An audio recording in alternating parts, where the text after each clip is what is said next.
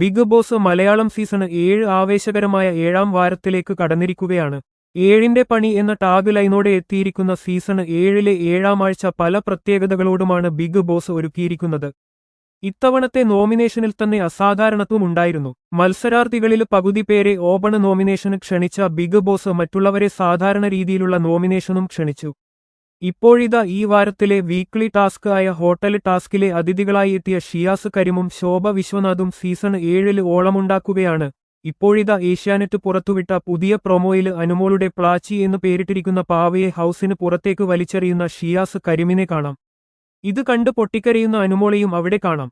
ഹൗസിലെ മത്സരാർത്ഥികളെ ഒന്ന് ഇളക്കുക എന്നത് ഹോട്ടൽ ടാസ്കിൽ അതിഥികളായി എത്തുന്ന മുൻ മത്സരാർത്ഥികൾ സാധാരണ ചെയ്യാറുള്ളതാണ്. എന്നാൽ ഷിയാസ് കരീം ചെയ്ത തരത്തിലുള്ള ഒരു ആക്ട് ഒരു സീസണിലേക്ക് എത്തുന്ന മുൻ മത്സരാർത്ഥികൾ സാധാരണ ചെയ്യാറുള്ളതല്ല. അതേസമയം ഹോട്ടൽ ടാസ്കിൽ അതിഥികളായി എത്തുന്നവരെ സന്തോഷിപ്പിക്കുകയാണ് ഹോട്ടൽ നടത്തിപ്പുകാരായ നിലവിലെ മത്സരാർത്ഥികളുടെ കർത്തവ്യം. ഹോട്ടലിന്റെ പ്രവർത്തനത്തിലും ജീവനക്കാരുടെ സേവനങ്ങളിലും തൃപ്തരായി അതിഥികൾ നൽകുന്ന കോയിനുകളിലും പാരിതോഷികങ്ങളിലുമാവും മത്സരാർത്ഥികളുടെ കണ്ണ്. അതേസമയം ടാസ്കിന്റെ പുറത്ത് മത്സരാർത്ഥികൾക്ക് ചില ക്ലൂവക് നൽകാനും ചില അതിഥികൾ ശ്രമിക്കാറുണ്ട്.